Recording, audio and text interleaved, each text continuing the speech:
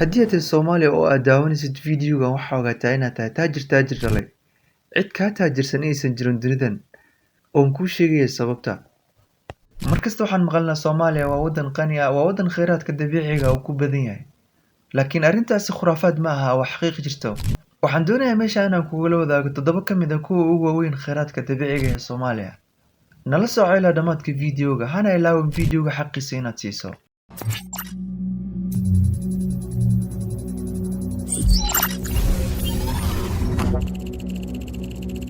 Soomaaliya waxay ka mid tahay wadamada ugu hodansan caalamka oo waxaan lagu tirin jiray Switzerland Afrika xilligii bariisamaadka. Laakiin burburkii dowladii dhexe ayaa ka dhigay Soomaaliya mid aan ka faa'iideysan kheyraadkeeda dabiiciga ah. Kana dhigay Soomaalida oo dhan dameerkii malabka ku rarnaa. Haddaba kheyraadka dabiiciga ah ee Soomaaliya waxaa ka mid ah dahabka. Dahabka Soomaaliya ku jira waxaa lagu qiyaasay 18,816,000 oo kilogram. Dahabku wuxuu ahaan jiray lacagta la isticmaalo intaysan imaanin lacagaha adag ee hadda la isticmaalo sida dollarka iyo euro. Waxaana loo badanayaa dahabka inuu kusoo noqon doono sidiisii hore maxaa yeelay waxaa jira wadamo badan oo ka hor imaaday isticmaalka dollarka. Sababtoo ah Mareykanka ayaa wuxuu u isticmaalaa dollarka hub uu ku kontaroolo dunida oo dhan. Dahabku waa boqorka macdanta oo idil. Haddii aan dahabka Soomaaliya ku jira u bedelno dollarna, Soomaaliya waxay helaysaa 1,169,226,240,000 oo dollar. Lacagtan Soomaaliya waxay ka dhigi kartaa mid ka mid ah wadamada ugu qanisan caalamka uguna saameynta badan. Dadka ku nool Soomaaliya waxaa lagu qiyaasaa sanadkan 2023 18 milyan oo qof. Waxayna noqonaysaa lacagtani mid ku filan Soomaalida oo idil xataa haddii aysan shaqeynin. Shidaalka ama batroolka ku jira Soomaaliya waxaa lagu qiyaasaa 5 trilyan oo tan. Halkii tan wuxuu u dhigmaa 7 barmiil ama 7 foosto. taasoo ka dhigaysa batroolka ku jira Soomaaliya inuu yahay 35 trilyan oo foosto. Haddii aan u bedelno batroolka ku jira Soomaaliya dollar, waxay noqonaysaa Soomaaliya lacagta ay helayso 280 trilyan oo dollar. Ma qiyaasi kartaa lacagtaas? Lacagtana waxay ka dhigi kartaa Soomaaliya mid la tartanto wadamada la isku yiraahdo G7-ka oo Mareykanka uu ka mid yahay. Waxaa laga yaabaa inaad isweydiiso sidee lagu ogaaday batroolka ku jira dhulka hoostiisa. Dabcan jawaabtu way iska fududahay. waxaa jira nidaamyo badan oo lagu ogaado batroolka dhulka hoostiisa ku jira. Waxaana ka mid ah nidaamka loo yaqaan 2D seismic survey iyo 3D seismic survey. Shidaal baarista Soomaaliya waxay bilaabatay intaysan dhicin dowladii hore ee Soomaaliya. Laakiin dagaaladii sokeeye ee ka qarxay wadanka 1991 ayaa ka dhigay kambaniyadii ku shaqo lahaa shidaal baarista Soomaaliya inay isaga baxaan wadanka. Waxaa la filayaa qodista iyo baarista shidaalka Soomaaliya inuu bilowdo bartamaha sanadka nagu soo aadan ee 2024. Gaaska dabiiciga ee ku jira Soomaaliya waxaa lagu qiyaasaa 102 trilyan 285 bilyan 584 milyan oo cubic feet ah. Kunkii cubic feet waxaa la iibiyaa 9.52 dollar. taasoo ka dhigaysa haddii aan gaaska dabiiciga ee Soomaaliya dollar u bedelno 973 bilyan 758 milyan 759,680 dollar. Haddii ay Soomaaliya soo saarato gaaskeeda dabiiciga ah, waxaa hubaal ah in wadamo badan oo macmiil u noqday ay heli doonto. Waxaana ka mid ah wadamada Yurub oo gaaska dabiiciga aad u isticmaalo xilliga winterka. Waqti xaadirkan wadamada reer Yurub waxay ka qaataan gaaska Ruushka, Israel iyo dowladda Qatar. Haddii ay Soomaaliya soo saarato gaaskeeda dabiiciga ah, waxay ku biiri lahayd dowladaha ka iibiya wadamada reer Yurub gaaska. Xoolaha Soomaaliya sida geela, ariga iyo lo'da waxaa lagu qiyaasaa 2 bilyan oo neef. Run ahaantii intaan way ka badan karaan xoolaha lianna sanad kasta way tarmayaan. Dhaqaalaha Soomaaliya wuxuu 60% ku tiirsan yahay xoolaha, waana 70% waxay dibadda u iibgeysa Soomaaliya. Wadamada aadka u iibsada xoolaha Soomaaliya waxaa ka mid ah Sacuudiga, Imaaraadka, Bahrain iyo Kuwait. Ma ogtahay in wadamada qaar ay ka walwalaan hilibka ay cuni lahaayeen dadkooda mustaqbalka sida wadanka China oo kale? Laakiin Soomaaliya sidaasi way ka gedisan tahay. Soomaaliya wax walwala kama haystaan hilibka iyo xoolaha midna. Xeebta Soomaaliya dhererkeedu waa 3,333 kilomitir. Waana wadanka labaad ee ugu xeeb dheer Afrika markii laga soo tago Koonfur Afrika. Kalluunka badda Soomaaliya ku jira waxaa lagu qiyaasaa 1 trilyan oo tan. Laakiin nasiib darro, kalluumaysigu waa 2% dhaqaalaha guud ee Soomaaliya. taasoo tusinaysa in Soomaalidu wax ihtimaam aysan u haynin kalluumaysiga.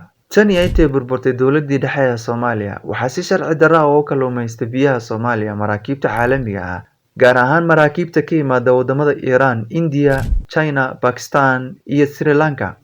Maraakiibtan oo casri ah waxaa ku xiran shabaq dhererkiisu gaarayo 2.5 kiiloomitir, taasoo u suurtagelinaysa in boqolaal kiiloomitir ay ka kalluumaystaan muddo yar gudaheed, kana xaalufiyaan kalluunkii ku jiray.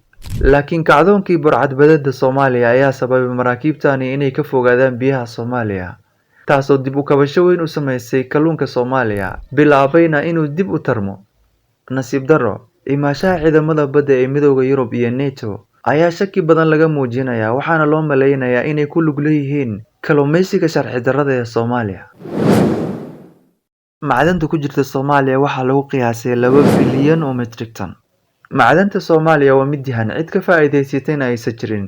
Waxaana ka mid ah noocyada kala duwan ee macdanta Soomaaliya: diamond, iron, tin, gypsum, bauxite, copper, tantalum, titanium, iyo noocyo kale oo badan. Uranium-ta ku jirta Soomaaliya waxaa lagu qiyaasaa 560 milyan oo kiiloogaram. Dabcan, uranium waxaa laga sameeyaa hubka nuclear-ka, laakiin waxaa jira wadamo si silmi ah u isticmaala, waxayna ka sameeyaan tamarta loo yaqaano nuclear energy. Tamarta nuclear-ka waxaa loo isticmaalaa dhalinta koronto bilaash ah ama free ah, horumarinta tiknoolajiyadda, warshadaha, kaabayaasha dhaqaalaha, waxbarashada, iskuulada, cilmi baarista, iyo dhalinta tamar nadiif ah oo looga maarmi karo batroolka iyo gaaska. Wadamada horumaray oo dhan dhammaan waxay isticmaalaan tamarta nuclear-ka, waxaana ka mid ah Jarmalka, Ingiriiska, Faransiiska, iyo xataa Ukraine oo aan ka mid ahayn wadamada leh hubka nuclear-ka. Waxaan rabaa inaan idiin sheego in la ogol yahay in laga dhaliyo uranium-ta tamarta nuclear-ka, balse waxaa la diidan yahay in loo isticmaalo uranium-ta dhalinta hubka nuclear-ka ee sida daran wax u gumaado. Weligaa ma isweydiisay sababta ciidda Soomaaliya ay guduud u tahay ama bunni? Sababtu waxa weeyaan Soomaaliya waxay la circiraysaa macdanta uranium-ta. Dabcan, uranium-tu waa macdan aad u qaali ah, waxaana la iibiyaa halka kiiloogaram $130. Haddii Soomaaliya ay soo saarato uranium-teeda, waxaa ka iibsan lahaa wadamada soo saara nuclear-ka sida China, Ingiriiska, Faransiiska, Mareykanka, Pakistan, Waqooyiga Korea, iyo wadamo badan. Ugu dambeyn, waxaan doonayaa inaan ka hadlo xeebaha Soomaaliya. Xeebaha Soomaaliya waxaa ku jira sir fara badan. Sidaan ii sheegayba, xeebta Soomaaliya dhererkeedu waa 3,333 kiiloomitir. Xeebtaasina waxaa ku jira sir fara badan iyo faa'iido aan la qiyaasi karin, laakiin Soomaalidu aysan ku baraarugsanayn. Tusaale yar ayaan ku siinayaa. Tirakoobkii ugu dambeeyay ee dhaqaalaha caalamiga ee badaha mara wuxuu ahaa sanadkii 2019. Dabcan, dhaqaalaha adduunka wuxuu isticmaalaa badaha ama maraakiibta cargo ship-ka. In yar boqolkiiba ayaa isticmaala hawada ama dhulka. Marka sanadkii 2019, dhaqaalaha caalamiga ah waxaa lagu qiyaasay 14 trilyan oo dollar. Boqolkiiba 88 ka mid ah 14 trilyan oo dollar wuxuu soo maray badda Soomaaliya. Yacni maraakiibta caalamiga ah waxay soo mareen badda Soomaaliya, leanna Soomaaliya waxay ku taalaa meel istiraatiiji ah.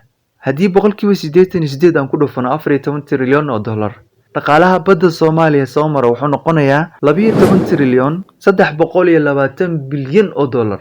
Haddii boqolkiiba 10 aan canshuurno dhaqaalahaas soo maraya badda Soomaaliya, which is not possible, macquulba maaha boqolkiiba 10 lama canshuuro.